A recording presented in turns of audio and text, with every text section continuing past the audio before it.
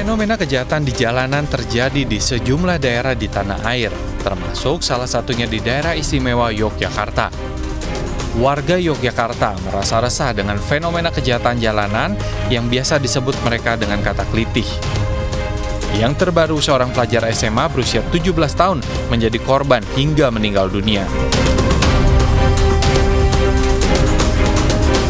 Setelah diburu sekitar sepekan, para pelaku penganiayaan akhirnya berhasil diringkus aparat kepolisian.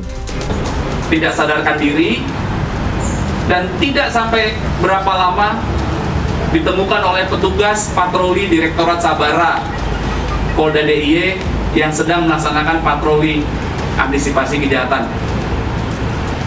Kemudian korban ditolong. Saat itu korban masih bernafas namun tidak sadarkan diri, kemudian dibawa ke rumah sakit Harjo Lukito dan telah ditangani oleh rekan-rekan medis. Namun jam 9.30 korban meninggal dunia. Lantas sebenarnya apa itu fenomena klitih? Klitih dalam maknanya memiliki makna positif. Dalam bahasa Jawa, klitih memiliki arti kegiatan di luar rumah untuk mengisi waktu luang. Namun, makna itu belakangan berubah sebagai aksi kekerasan jalanan yang menyasar pengendara motor. Ironisnya, aksi kejahatan jalanan ini justru dilakukan oleh pelajar dan remaja tanpa alasan atau motif yang jelas dalam setiap aksinya. Menanggapi fenomena ini, Gubernur Daerah Istimewa Yogyakarta Sri Sultan Hamengkubuwono X menyatakan aksi kejahatan jalanan ini sudah berlebihan dan meresahkan. Ya, kalau saya itu pelanggaran hukum gitu, pelanggaran hukum, bukan kritik, itu kenakalan anak aja. Gitu. Tapi sudah terlalu jauh. Sultan pun mendesak aparat kepolisian untuk menangkap dan memproses hukum para pelakunya, meski mereka masih di bawah umur. Dari Yogyakarta, tim liputan melaporkan.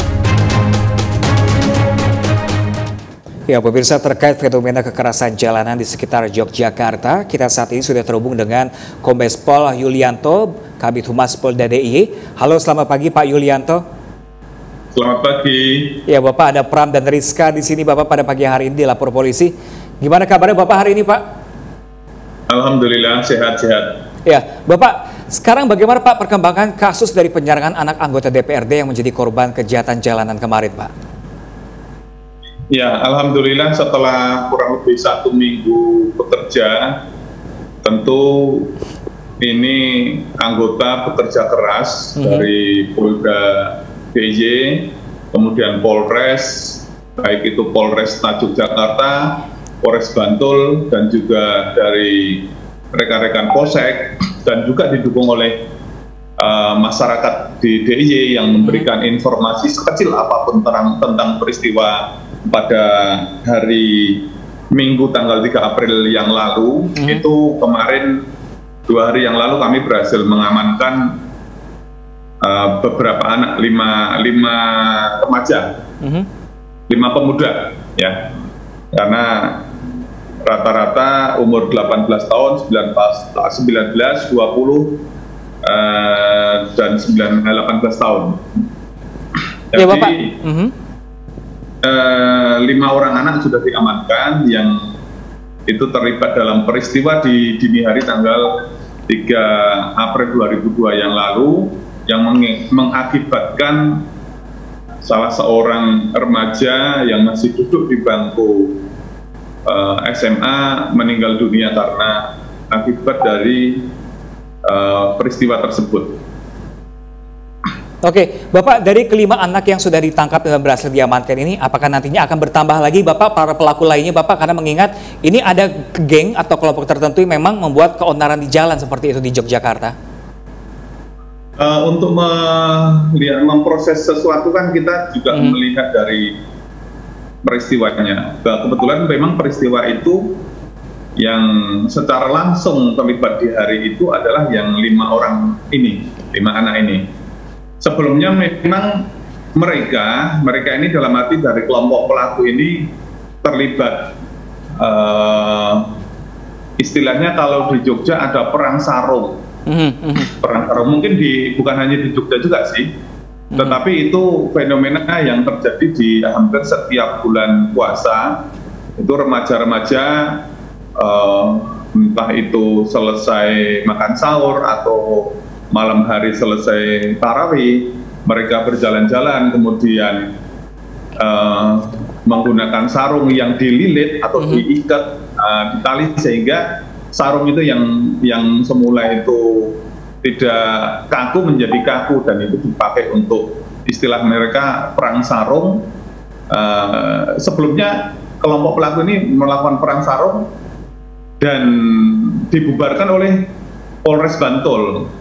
Namun kemudian di dini harinya mereka bertemu dengan kelompok korban, terjadi saling ejek di jalan yang berakibat salah satu dari kelompok korban ini meninggal.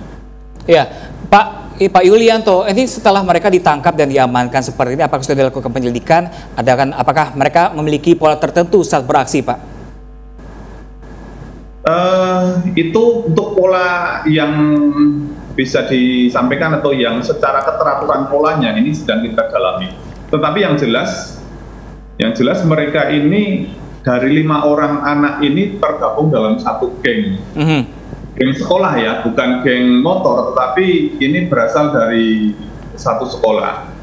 Memang yang 2 sudah dalam posisi sebagai mahasiswa, dan yang bersangkutan juga memang alumni di sekolah tersebut. Baik, Pak Yulianto, ini kan kejahatan jalanan begitu. Kita mengenalnya juga sekarang heboh-heboh ini sepertinya ada kelitih. Kalau boleh diinformasikan, Pak, makna dari kelitih sendiri itu sebenarnya apa? Sepertinya kayaknya heboh banget begitu sekarang, Pak Yulianto. Iya, kelitih itu kan sebenarnya kalau kita tanya sama orang-orang tua dulu atau zaman saya kecil, itu kelitih itu tidak bermakna sebuah kejahatan, tidak pernah ada makna kelitih itu melukai orang lain. Tapi dulu itu kelitih itu ya, misalnya orang tua habis kerja kemudian sore sampai di rumah ajak anak-anaknya jalan, ayo kelitih.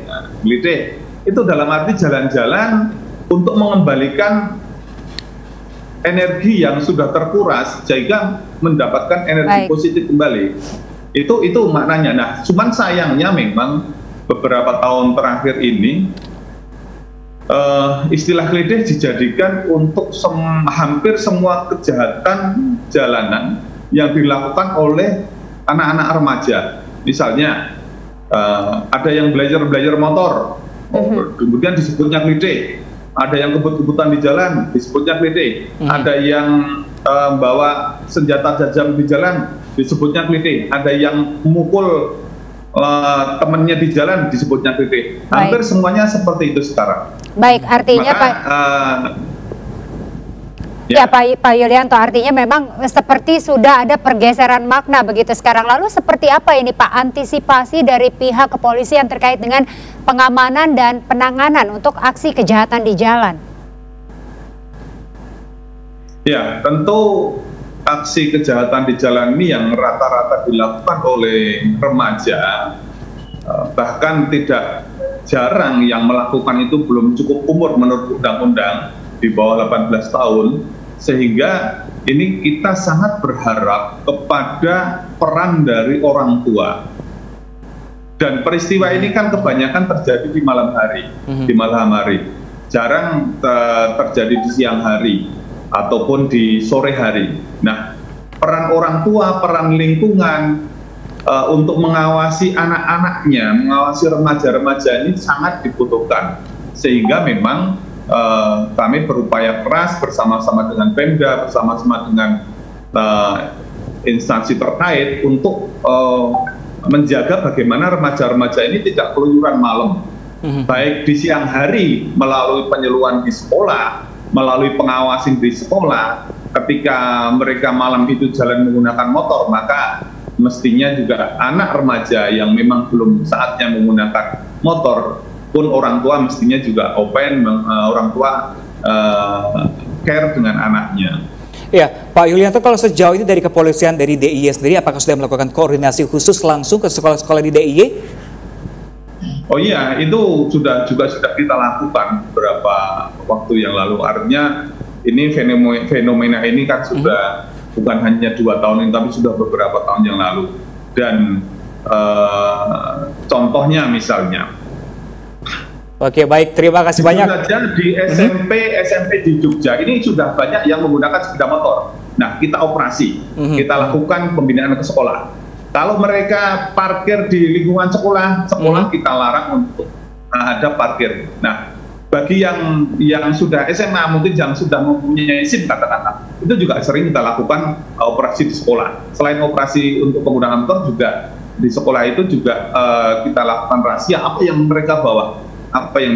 Termasuk mohon maaf, beberapa kali juga kita lakukan pemeriksaan HP dari anak-anak tersebut, apakah itu terindikasi mereka janjian untuk tawuran dan lain sebagainya, karena dari kelompok pelaku ini yang sebelum sorenya itu juga mereka janjian dengan media sosial untuk melaksanakan perang tawur. Jadi peran orang tua untuk ikut mengawasi HP anak-anaknya juga sangat diharapkan. Oke, baik, terima kasih banyak Bapak Kombes Pol Yulianto selaku Kabid Humas Polri DIY. Terima kasih telah berbagi informasi bersama kami di sini. Semoga kejahatan kasus jalanan di daerah istimewa Yogyakarta ini tidak terulang kembali dan dibutuhkan keterlibatan semua pihak, mau itu orang tua, sekolah dan juga pemerintah setempat. Baik. Ya, pemirsa dan Pram, ini akan ada segmen Bang Ano yang akan hadir di segmen selanjutnya. Usai jeda berikut, tetap bersama kami di Lapor Polisi. Anda lapor, kami sampaikan.